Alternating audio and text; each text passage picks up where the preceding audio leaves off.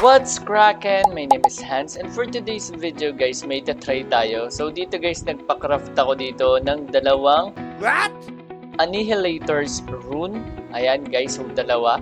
So dalawa yan, bali tatlo. Itatry natin i-plus 3 siya guys. So ang mangyari kapag na-plus 3 natin siya is madadagdagan ako ng strength and also melee damage. Wow. Which is sobrang kailangan natin yan. So ngayon ang gagawin natin is pupunta muna tayo sa artifacts. At itatry natin dito guys, bumili muna ng pampa-upgrade. Which is ito, pakita lang natin sa inyo. So ayan, kailangan natin ng enhancement scroll. So tatlo lang yan guys per day. So meron na ako dito balik na 7. Which is okay na yan. So ngayon ang gagawin na natin is hahanap tayo dito guys ng pwesto kung saan sa tingin natin saswertehin tayo. So try muna natin mag-glider dito.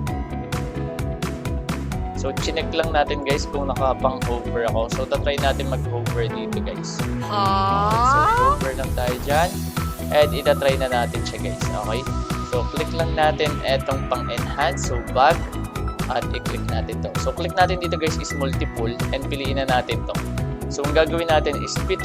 At itatry natin siya guys i-plus 3. So the item may be destroyed. So ginamit natin to guys. Hindi ko siya guys nire-recommend. Nakadepende siya sa inyo. So click na natin yan. Okay. And check habang bumabaksak tayo. And ayun, meron tayo na plus 3 guys. So hindi ko siya nire-recommend guys ha. Nakadepende siya sa inyo. Kasi nga, ang ginagamit natin dito is guild coin. Ako yung guild coin ko para sa higher seal is tapos na. Eh nakadepende yan sa inyo guys kung may mga future plans kayo or kung may mga alam kayong mga ideas regarding sa Night Crows kung magkakaroon ba ulit ng item na pwedeng bilhin dito sa guild coin. So ako ginamit natin siya para madagdagan guys yung growth rate and also para madagdagan yung accuracy. So try natin siya guys ha. So 216 and 95. So itatry natin siyang i-equip. Naging 96 siya at naging 217 yung ating base guys dito na accuracy. So ang kulang na lang natin dito since kung mapapansin nyo wala tayong refinement dito. At check natin to guys. Ito may refinement dito which is ang sabi is PvE bonus. Pero since ayan naka-plus 2 yan guys, ang gagawin natin dyan is itatago muna natin yan. And siguro pag magpa-plus 4 tayo gagamitin natin yung may refinement na yan.